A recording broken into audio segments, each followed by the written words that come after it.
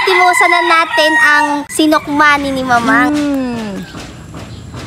Ngayong araw mga katakaw, it's November 1, araw ng mga patay. Kaya't alam nyo na mga katakaw, tayo ay magsisinukmani. Ano pang inaantay nyo ay samahan nyo ako. Hindi lang ako makakasama nyo, pati si Mamang ay makakasama natin sa paggagawa ng sinukmani. Ay tunay na malalaman ninyo kung ano bang sikreto ni Mamang at bakit hindi nakakaumay ang kanyang kakaning sinukmaning aray. Kahit ano pang inaantay nyo mga katakaw, ay panoorin nyo rin hanggang dulo. Yan lang, panoodin. Huwag gagayanin.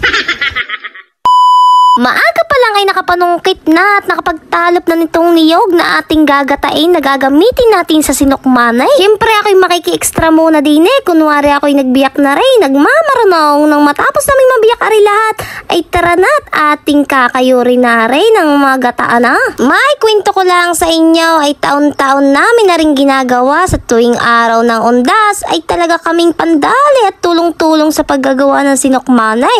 Ay bakit ngayon ako'y mag-isa na laang? Ay charot lang iyon. Hindi pang video lang na kunwari ako lang mag-isa pero ako'y maraming katulong diyan. After natin magkayar ng niyog ay ngayon na may ating wawagwagin na rin pinipig na rin na matanggal yung latak-latak ng ating masimulan na ang pagluluto. Hi mga katakaw! So for today's video maggagata naman tayo ng niyog. Kasama ko si Mother sa pagluluto ng sinukmani. Pakilala ka mama. Ophelia de la Roca, anak ko si Daniela. Ano mo na unang gagawin natin mama? Dalawang basaw, tubig. Dalawang gata, bago tapos isang garnay. Yan.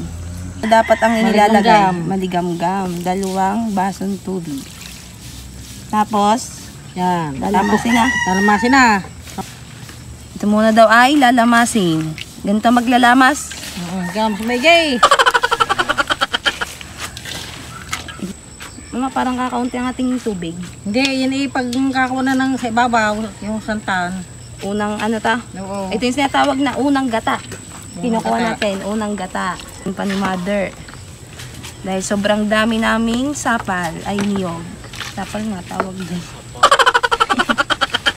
paano natin masasabing tama ng lamas? Di pa. Yan, kunin na po natin ngayon yung katas ng sapal.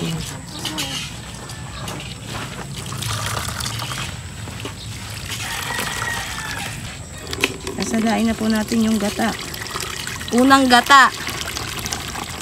Tapos, itigain. Ibabalik ito. Gagatayin. Gagatayin ulit sa padalawang gata. Ito po yung padalawang gata. Aming sasalain na.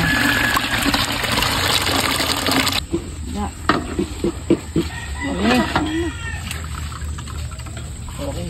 Sige mama. Ganun pala. Mama, saan niyo natutunan yung paggagawa ng sinukmani? Ito kung natutunan sa aking aking magulang. Bago pagka tinuruan ako ng bata, ako nanonood, nasabay, isahin muna daw malagkit ng yung mahilaw-hilaw at hanguin na. Ngayon, maggagata. Sunugin ang asukal, saka ilalagay ang gata. Pag malapot-lapot na, saka ilalagay ang sinaing na malagkit. Yun ang nakikita ko sa aking ina. Yung mga katakaw, habang tinutunaw yung asukal sa gata, tayo ay kukuha ng dahon ng saging. Ilalagay natin to sa bilao, pero hindi to pwede kasi sira. Kunin natin to, hindi pa abot. Ay! Yan, dapat iwasan nating masira. One down. Yan, shout out sa ating mga katulong. Nandito si Kaulaga. Hi ka doon. Ulaga, kalbo. Yan, si Pinsan. Bisa kapinsan. Si sayang ang tato. Nasa tato mo rin.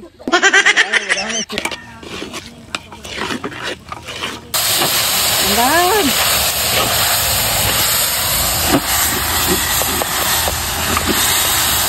Dapat malapot ng asukal. Nasa kaldero sinain na malagkit. Ang rinaw ko na. Ano to mama, hintayin matunaw ang asukal. Oo, bago ilagay ang malagkit. Palaputin muna ng kaunti. Ang tinunaw na asukal. with gata. Titikman. Titikman ng mama kung matamis. Hindi pala matamis. Kasi asukal. Lagi na. Kinain na. Malagkit. Yan ang sinukmani.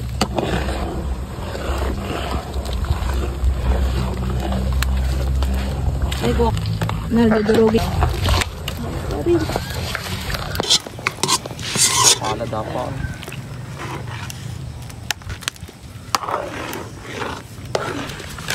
Ay, hindi lang yata. Taklo ba na?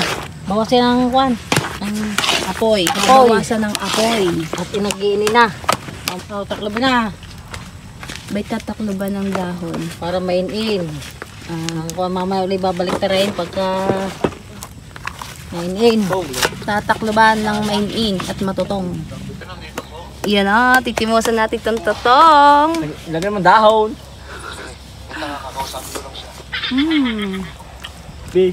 Sarap po ng tutong. Ito yung pinakamasarap na part ng sinukmani, yung tutong.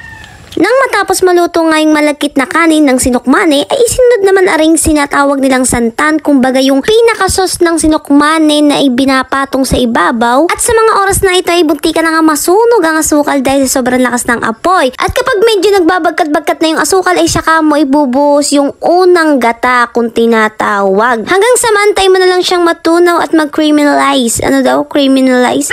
Yan, sa mga oras na yan si mother na nagbantay para matansya niya kung gaano kalapot or kaano sakto ang dapat malapot. Ano daw? Ala, basta ganyan. Kita nyo naman kapag bumubulak na or malapot na, okay na yan. At ito na nga yung exciting part, yung pagpiplating. Dahil lahat kami inaabangan namin tong pagpiplating na to. Dahil doon sa Tulyase ay inaabangan namin ang tutong. Kasi ito ng pinakamasarap na part ng sinukmane, yung tutong. Kaso dito nga napansin ko ay feeling ko'y wala ang naging tutong. Pero okay lang yan, bawi na lang sa next undas. Aking ina ay taga San Carlos, Rosario, Batangas. So, Taga Sampalukan. taga Rosario, doon nagsimula ang Sinukmani, kaya Sinukmani. nagkaroon ng Sinukmani Festival. Diba? Nung pagka araw ng Sinukmani Festival, ano yan, anong ginagawa nyo doon? Nilalaban nyo yung... Nilalaban din namin ang aming sinukmanay. Ang aming ibinuburbor naman ay hindi yung manay. Ang aming ibinuburbor ay pinipig. Yung pinipig na binusa. Binusa, lalagay sa ibabaw. Okay na ang ating sinukmane, ating titimusa na. Let's go! So yan mga katakaw, naglagay tayo ng sinukmani sa Tupperware para naman sa ating mga kalapit bahay. Yan, ating i-share syempre. Let's go! Dide, happy undas. Yan, enjoy your malagkit na sinukmani. Salamat. Yan. Thank you, salamat. Ito po ang sinukmani. Mali. Magkano? Libre na po yan. Yun. Hindi naman tayo sa kabila. Ako po. Yan, dito tayo sa aking magandang tiyahin. Maganda kong tiyahin. Oh. Happy undas. Magot. Thank you, kainit. Thank you, thank you.